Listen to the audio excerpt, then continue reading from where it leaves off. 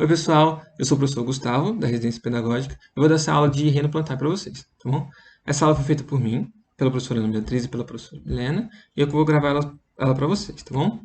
Então, a gente tem aqui que botânica é o estudo científico das plantas. Então, a área de pesquisa que estuda as plantas é botânica. E existe uma ampla área de pesquisa porque as plantas são muito importantes para a gente. Então, a gente tem análise a nível molecular, célula isolada, população, indivíduos, comunidade, do ponto de vista bioquímico, molecular, genético, então, um monte de coisa. Isso porque as plantas elas são muito importantes para a gente. Elas estão presentes no nosso dia a dia. E aqui a gente trouxe alguns exemplos para mostrar para vocês. Por exemplo, na matéria-prima, na construção, por exemplo, a madeira para fazer móveis, elas vêm das plantas, certo? Vem da madeira das árvores. O papel vem da celulose das árvores, até a borrachinha é feita do látex que sai das seringueiras, certo? Aí a gente vai ter a alimentação. Nossa alimentação ela é a base de plantas, se a gente parar para pensar. O arroz, feijão é planta, o trigo, que faz o pão, é planta. Se a gente for pensar um pouco mais, a carne, para a gente ter um gado, para a gente poder consumir essa carne, esse gado necessita se alimentar de planta, certo? Ele se alimenta, por exemplo, de soja, de milho, então, que são plantas. Então, basicamente, sem plantas, a gente não teria do que se alimentar. A gente tem a utilização de plantas em medicamentos, certo? Por exemplo, arnica, ginkgo biloba. Se a gente parar para pensar, não só medicamentos de fármacos, né, que se vende de farmácia, mas também elas são muito importantes culturalmente. Por exemplo, um chá de erva doce, chá de camomila, um chá de boldo, são chá de plantas, certo? Elas vão ser muito importantes para a estabilização dos solos. Como? Através da formação de raízes. Quando você tem uma formação de uma camada de raízes, essas raízes elas ajudam a proteger o solo da erosão. Então, quando você acaba tendo muito vento ou uma enxurrada, a raiz, a planta ali fixada, ela ajuda a fixar esse solo e estabiliza, certo? Manutenção do clima, por quê? Porque, como a gente sabe, as plantas elas são muito importantes no, na, na água que tem na atmosfera. Por conta da transpiração delas, elas acabam tirando a água que está no solo e levando para a atmosfera. Elas acabam participando desse ciclo da água. Então, elas são muito importantes também na manutenção do clima. Então, se a gente parar para pensar que a gente é muito dependente de planta, certo? Sabe? Se por acaso acabasse as plantas, simplesmente a gente não teria o que fazer. Porque não só a gente se alimenta de planta, mas também as plantas são as bases das cadeias alimentares, certo? Porque elas são os produtores primários. Então, vamos ver um pouquinho mais sobre elas. Tá bom, vamos ver aqui. A origem. De onde que surgiu as plantas, né? Como a gente sabe, a vida na Terra ela surgiu na água, né? Depois que acabou vindo para a Terra. Então, como que aconteceu? No caso das plantas, como que se teve a origem das primeiras plantas terrestres? Acredita-se, né, que é a teoria mais aceita, de que essas plantas tenham surgido de um grupo ancestral de águas verdes, que é essa aqui, a Volvox, a clorófita. Ela é uma água verde que faz fotossíntese, né? Que acabou, por alguma razão, indo para a terra firme, né? Para o ambiente terrestre. E com o passar do tempo, com o passar dos anos, acabou evoluindo e a gente, passando muito tempo, a gente tem as plantas que a gente tem hoje. Então, a origem das plantas vem de águas verdes fotossintetizantes. Então, o que faz uma planta uma planta? Então, a gente vai ter que elas vão possuir células eucarióticas. O que isso significa? Significa que elas possuem a carioteca, como a gente pode ver aqui, a célula vegetal. Elas vão ser multicelulares, elas vão ter várias células, elas vão ser autotróficas. Como assim autotróficas? Elas produzem o seu alimento a partir da fotossíntese. Isso é muito importante, porque elas vão ser os seres vivos produtores. Elas não precisam de outros seres vivos para ter seu próprio alimento, elas precisam apenas do fazer a fotossíntese. E nessa fotossíntese, ela acaba consumindo o CO2 e liberando o O2 para a atmosfera também. A diferença da célula animal para a célula vegetal é que a célula vegetal possui parede celular, como a gente pode ver aqui, vacúolo e cloroplasto, onde vão estar os tilacoides que vão fazer a fotossíntese. Ok? Aí a gente vai ter a classificação das plantas em dois grandes grupos, que vão ser as criptógamas e as fanerógamas. Aqui, das criptógamas, o cripto significa escondido, e o gama vem de gamai, que significa gameta. Então a gente pode, seria tipo gameta escondido, algo assim, que a gente pode traduzir para ficar mais fácil, como plantas que possuem estruturas reprodutivas pouco evidentes. Já as fanerógamas, fanero seria visível, então são plantas que possuem estruturas reprodutivas bem visíveis. E a gente vai ver isso daqui para frente quando a gente for ver o ciclo de vida dessas plantas e como que elas se reproduzem. A gente consegue ver muito facilmente que as estruturas reprodutivas nas briófitas e nas pteridófitas, elas estão muito pouco evidentes. A gente não consegue ver. Já nas gimnospermas e angiospermas, elas vão estar muito evidentes. E a gente vai ver isso daqui a pouco. Certo? Aqui a gente pode ver essa divisão de criptógamas e fanerógamas, briófita, pteridófita, gimnospermas e angiospermas. Então, vamos lá vamos estudar primeiro as criptógamas, ok? Começando pelas briófitas.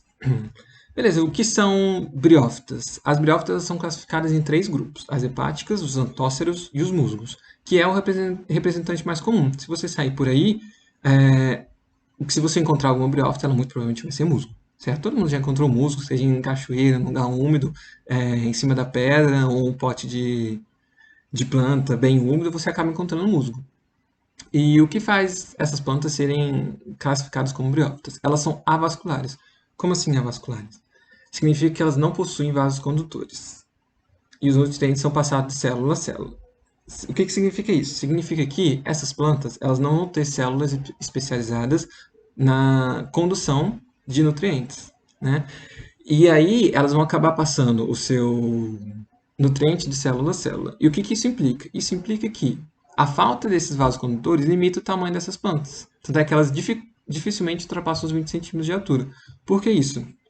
Porque, se a gente pensar o seguinte, vamos pensar se o transporte de célula a célula fosse se você tivesse uma linha, uma fileira de um monte de gente, aí a pessoa pega o nutriente do chão, passa para outra, aí essa outra passa para a próxima, que pega da anterior e passa para a próxima. Já se tivesse um vaso condutor, seria como se você tivesse um carrinho, você colocasse o nutriente no carrinho, num trilho e empurrasse. Então esse nutriente ele consegue ir mais rápido e mais longe. Então essa falta de vasos condutores ela acaba limitando bastante o tamanho dessas briófitas, certo? E também por não ter vasos condutores, a gente acaba não dando nome das estruturas dessas plantas de raiz, caule e folha. A gente acaba mudando para rizoide, cauloide e filóides, ok? E tem um fator interessante que eles não apresentam mecanismo de controle de transpiração. Como eu falei para vocês, as plantas elas transpiram, né, igual a gente. Mas o que tem? O que é importante saber que elas transpiram ou não? A transpiração, se você parar para pensar, ela acaba acarretando numa perda de água, certo? Quando você está transpirando, você está perdendo água. E isso para a planta é muito importante, porque ela precisa de água. Só que a maioria das plantas, vamos dizer assim, elas possuem mecanismos de controle de transpiração. Então vamos dizer que ela se encontra num lugar que acabou por ficar seco o solo. Então ela vai controlar essa transpiração, transpirando menos, para evitar que perca água para ela não secar. Só que as briófitas elas não têm esse mecanismo de controle, o que faz com que elas só consigam sobreviver em ambientes úmidos, ambientes em que contém bastante água, em que o ar é bem úmido. Por quê? Porque para elas não terem esse controle, elas necessitam de água o tempo todo, porque elas estão transpirando o tempo todo.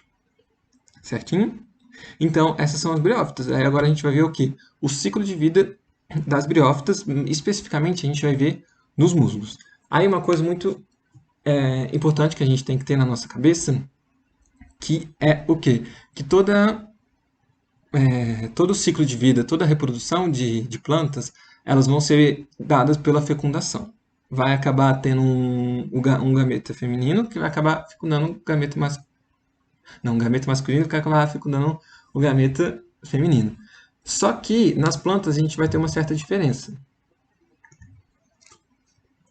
Essa diferença é o quê? Que as plantas elas vão ter, a gente chama de geração, que é aqui como a gente está vendo, o gametófito e o esporófito.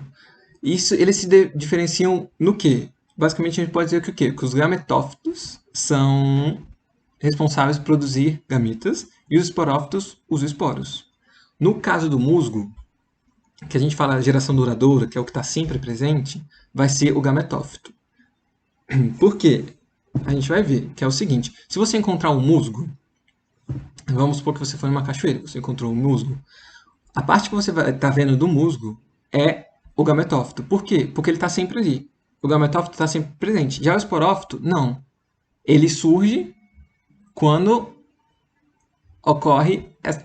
Tá, a gente vai ver aqui. Então, o importante é a gente ter na cabeça que o quê? Que nos musgos, o gametófito é a parte que está sempre presente, o esporófito, ela é atemporária, ela aparece e depois some.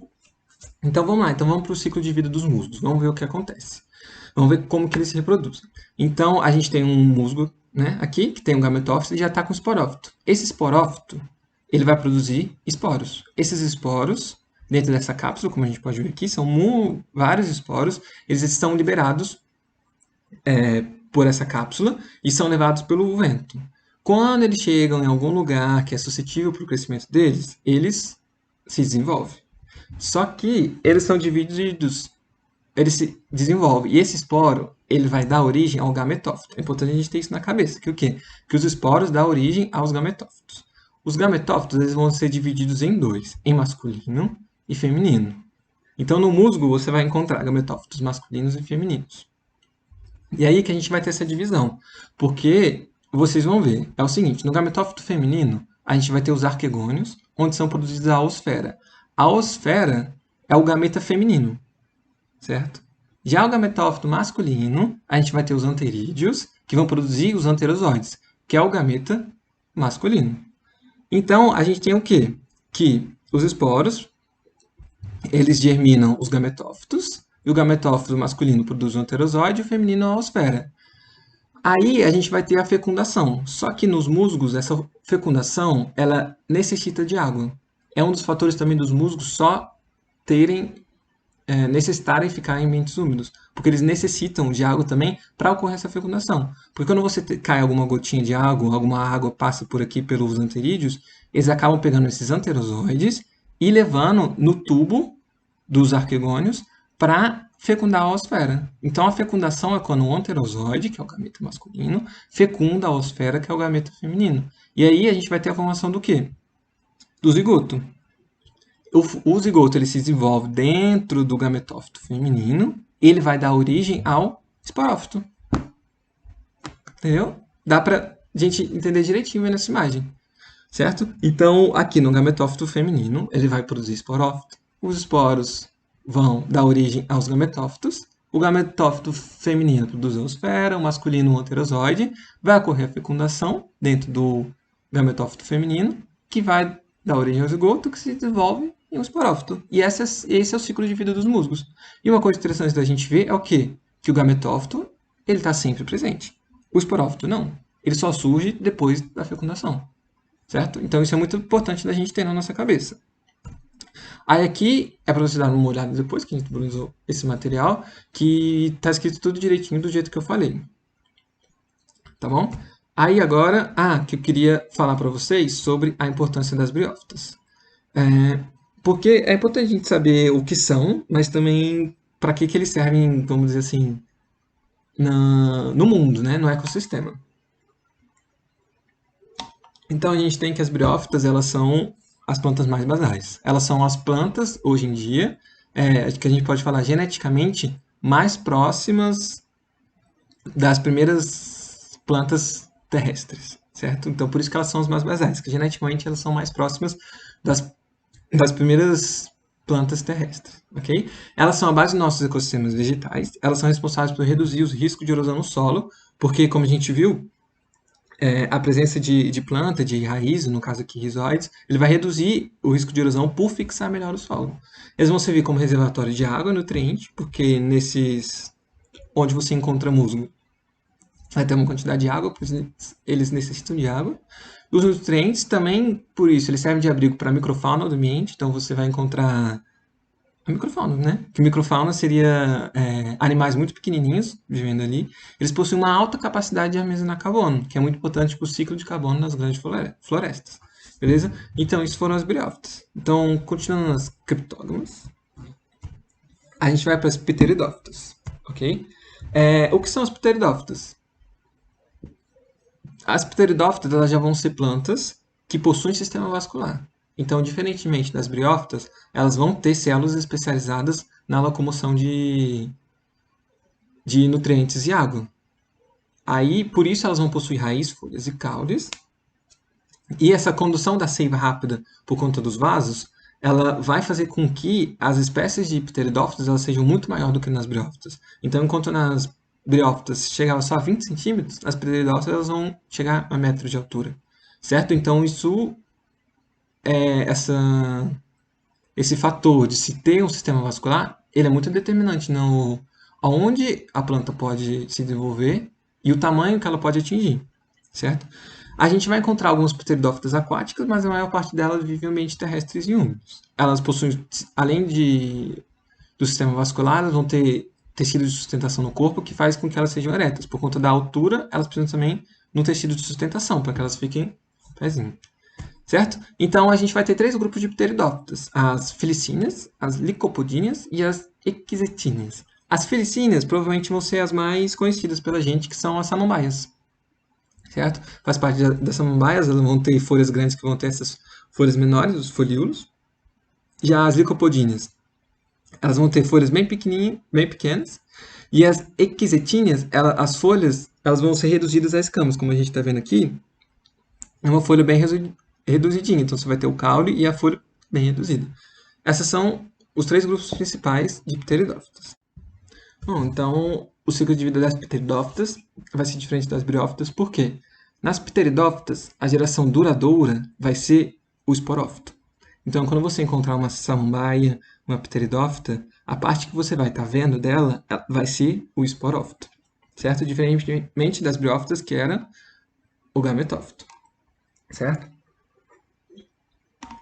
Então, a gente vai ter o esporófito da pteridófita, que vai ter produzido esporos, né? Esporos através da meiose, então eles vão ser liberados e vão ser levados pelo ar, pelo vento, né? Até encontrar um local favorável para a germinação desse esporo. A germinação desse esporo vai dar origem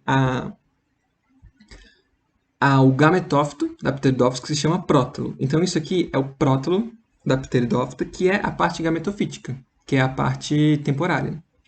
Dentro do gametófito, né, dentro do prótalo, a gente vai ter o arquegônio e o anterídeo. O arquegônio vai ser a parte feminina e o anterídeo vai ser a parte masculina. Então, diferentemente da briófita, que você tinha um gametófito para masculino e um gametófito feminino, nas pteridófitas, esse gametófito é hermafrodita. Você vai encontrar os 2 sexos dentro dele.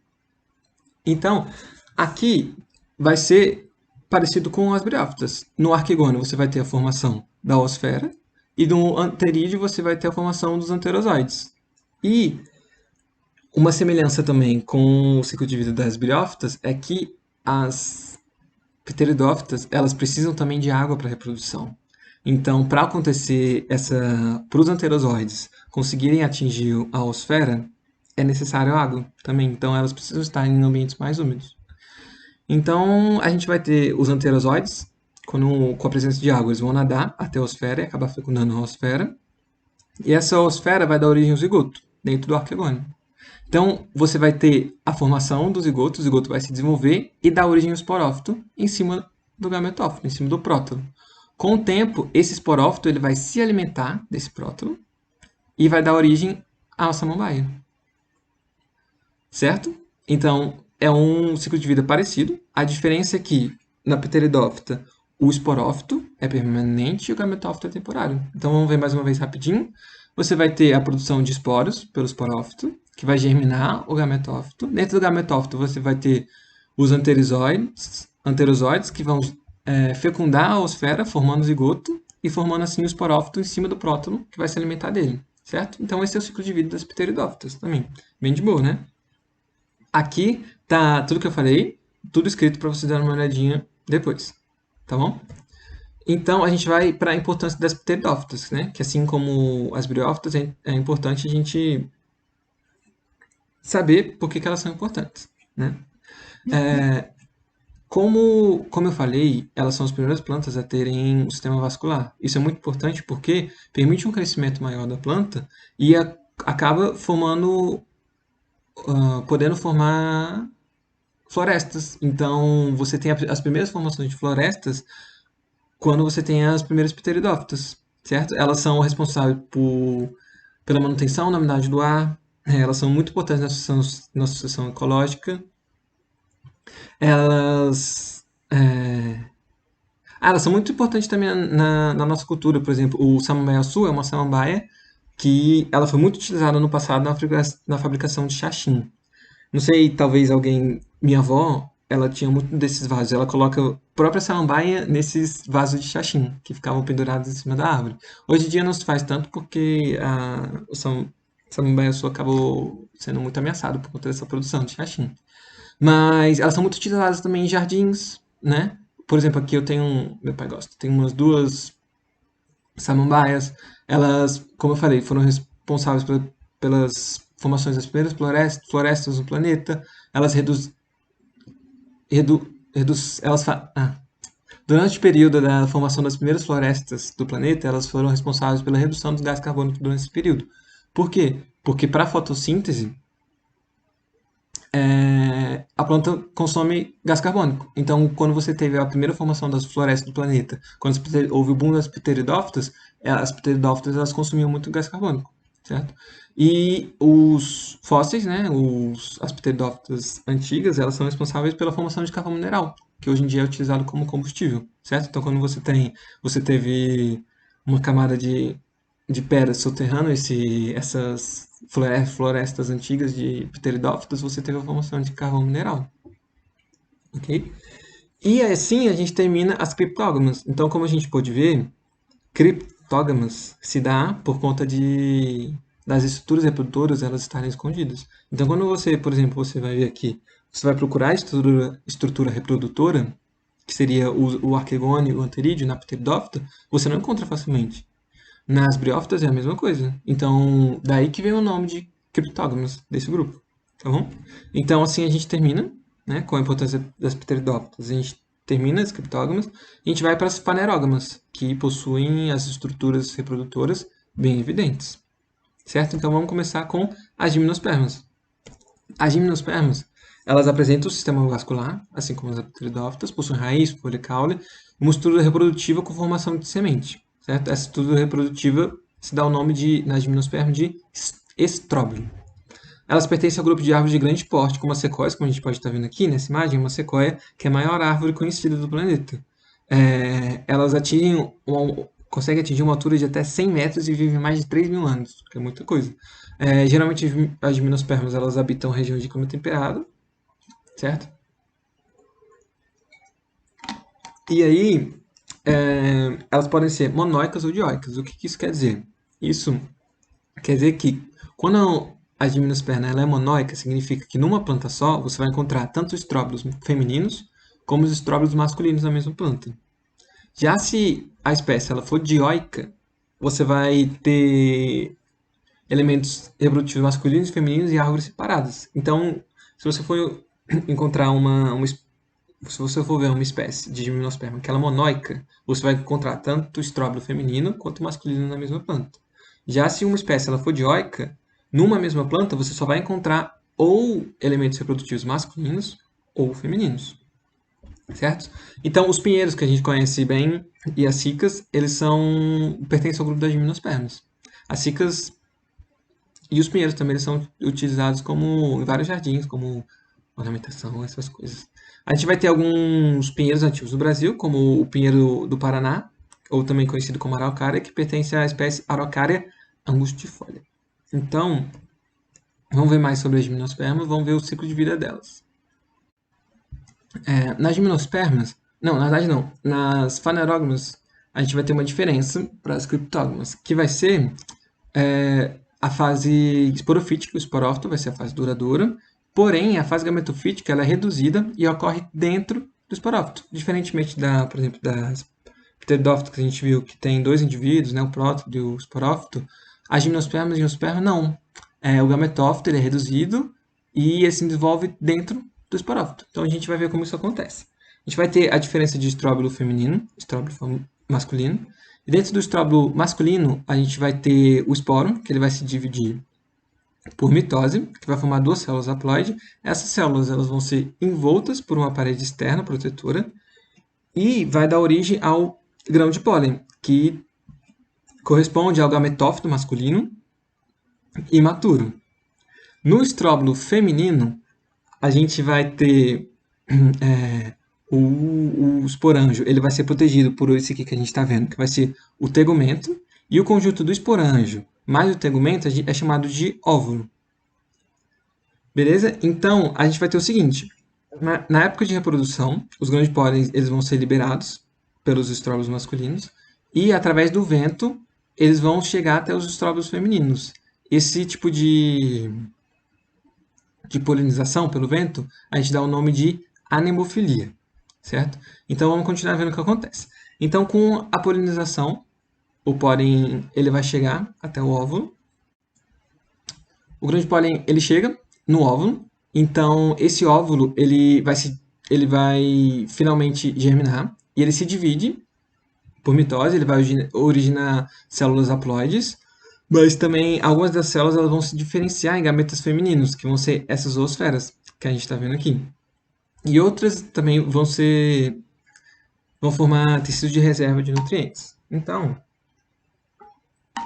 com a germinação, a gente vai ter o grão de pólen, ele vai atingir o tegumento do óvulo, ele vai sofrer uma modificação. O grão de pólen é formado por duas células. Uma dessas células, ela forma o tubo polínico. Esse tubo polínico ele vai conduzir a outra célula, que vai ser a célula espermática, até a oosfera. Certo? Então, das duas células do grão de pólen, uma vai formar esse tubo polínico, que vai conduzir o caminho para que a célula espermática possa chegar onde está a oosfera e acabar fecundando. Então, quando você tem a fecundação da oosfera, você acaba formando um zigoto diploide. Esse zigoto ele vai se desenvolver no embrião, e esse embrião, juntamente com o tecido nutritivo mais a casca, que a gente vai dar o nome de semente, que aqui no caso vão ser os pinhões. Certo? Então, assim a gente vai ter o ciclo das gimnospermas. A gente vai ter o esporófito, que vai dar o estróbilo feminino, o masculino, o grão de pólen, que vai polinizar o óvulo, a célula do grão de pólen, uma vai formar o tubo polínico, a outra célula espermática vai acabar fecundando a oosfera, formando o zigoto, juntamente com o tecido nutritivo mais a casca, a gente vai ter as sementes. Então, esse é o ciclo de vida das gimnospermas. Então, isso que eu acabei de falar vai estar aqui nesses dois slides. Tem até a formação do grão de pólen, que direitinho para vocês darem uma olhada depois. Então, falando do ciclo de vida das gimnospermas, a gente pode finalmente falar da importância delas. Elas são muito importantes na produção de fármacos, na alimentação, o pinhão. Quem é do sul, do Paraná, conhece bastante, eles utilizam bastante o pinhão na alimentação.